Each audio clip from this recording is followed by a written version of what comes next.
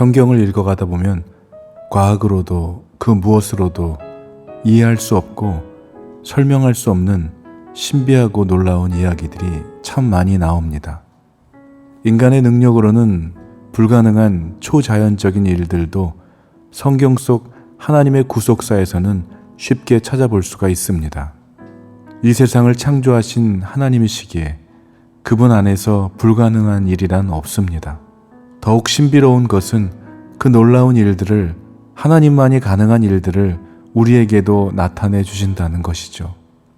홍해를 가르시고 무리를 걸으시며 죽은 자도 살리시고 불치병도 고치시며 물이 포도주가 되게도 하시고 헤아릴 수 없는 수많은 기적과 이적을 나타내 주시는 이유는 오직 우리를 죄에서 구원해 주시고 영원한 생명을 주시기 위함입니다. 인간들은 기적과 이적에 관심이 많고 기적을 본 이유로, 이적을 체험한 이유로 주님을 따르는 자들이 많을지라도 주님이 우리에게 주시려는 것은 기적과 이적이 아니라 죄로 죽을 수밖에 없는 사람들을 죄에서 구원해 주셔서 영생을 주시려는 것입니다. 오늘 읽은 열왕기상 17장에는 신비로운 이야기들로 가득합니다. 여로보암의 죄로부터 시작해 악하고 악했던 시절, 희망이라고는 찾아볼 수 없었던 시절에 훗날 죽음을 보지 못하고 하늘로 데려가신 엘리야 선지자가 등장합니다. 하나님은 엘리야를 통해 계속해서 악을 버리지 못하고 영적으로 더럽혀진 아합 왕에게 하나님의 말씀을 전합니다.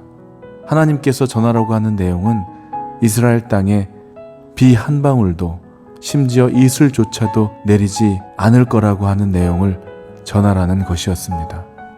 하나님께서 허락하시면 엘리야를 통해 인간의 능력으로는 가능하지 않은 초자연적인 일들도 허락하시는 것입니다. 신약에서 베드로도 인간으로 최초로 무리를 걸었던 사람이 되었던 것을 기억하실 겁니다.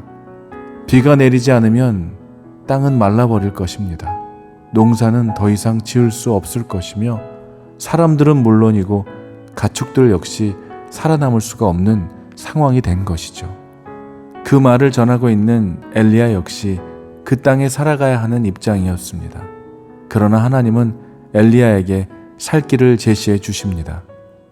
엘리야에게 물을 마실 수 있는, 그리고 피할 수 있는 장소와 까마귀를 통해 먹을 음식을 아침과 저녁으로 공급받게 해 주셨습니다. 이 얼마나 놀라운 일입니까? 아침이면 까마귀들이 빵과 고기를 가져다 주고 또 저녁에도 빵과 고기를 그에게 가져다 주었다는 것입니다. 상상만 해도 이 장면이 정말 신기하기만 한 일 아닙니까? 하나님이시기에 가능케 하신 것입니다. 사랑하는 여러분, 하나님은 사명을 감당하는 자를 그냥 두시지 않으시고 먹이시고 입히시고 돌보아 주시는 하나님이심을 엘리야를 통해 다시 한번 깨닫게 되는 것입니다. 계속 비가 내리지 않자 결국 시냇물마저 말라버립니다. 그러나 걱정할 게 없습니다. 주님께서 엘리야에게 말씀하십니다. 이제 일어나 시돈에 있는 사르밧으로 가서 거기서 지내며 주님께서 이미 그곳에 있는 한 과부에게 먹을 것을 주라고 일러두었다고 하시는 겁니다.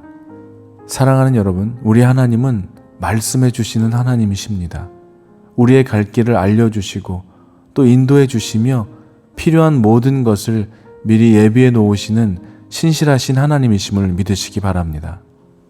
하지만 과부의 형편은 어려웠습니다. 하나님의 사람 엘리야를 먹일 만큼 형편이 넉넉하지 못했죠. 그 과부 역시 가뭄 가운데 데리고 있었던 아들과 함께 마지막 남은 가루와 기름을 가지고 떡을 해먹고 죽기를 기다릴 수밖에 없는 처지였습니다. 이런 불쌍한 여인에게 엘리야는 내가 지금 가지고 있는 가루와 기름을 가지고 떡을 만들어서 나를 위해서 먼저 가져오라고 하는 것이죠. 그리고 나서 너와 내 아들이 먹으라는 겁니다. 사실 엘리야를 주고 나면 자신과 아들이 먹을 수 있는 게 남아있지 않았습니다. 그러나 그가 가서 엘리야의 말대로 하였더니 통의 가루가 떨어지지 않고 병의 기름도 없어지지 않게 하심으로 그들이 여러 날을 먹게 되었던 것입니다. 어렵고 힘든 상황 속에서 특별히 인간의 기본적 욕구인 배고픔 앞에서 먼저 그의 나라와 의를 구하며 살아간다는 것이 누구에게나 참으로 쉽지 않은 일입니다. 그러나 하나님의 말씀에 우선순위를 지키며 살아가는 모든 성도들에게 주님께서 오늘 14절을 통해 이렇게 강력하게 말씀해 주십니다. 주님께서 이 땅에 다시 비를 내려주실 때까지 그 뒤주의 밀가루가 떨어지지 않을 것이며 병의 기름이 마르지 않을 거라는 강력한 하나님의 약속인 것입니다. 지금까지 믿음의 길을 걸어오면서 여러 가지 크고 작은 신비로운 일들을 경험할 때가 있었습니다. 가짜 돈이 진짜 돈으로 바뀌었던 일, 차의 와이퍼가 고장나서 고치지 못한 채로 그냥 타고 다니던 차가 고쳐지게 된 일, 기도하고 있던 기도의 제목을 교통 표지판을 통해 말씀해 주신 일 등등 참으로 주님은 기도에 응답하실 뿐 아니라 갈 길을 밝히 보이시고 인도해 주시는 하나님이십니다.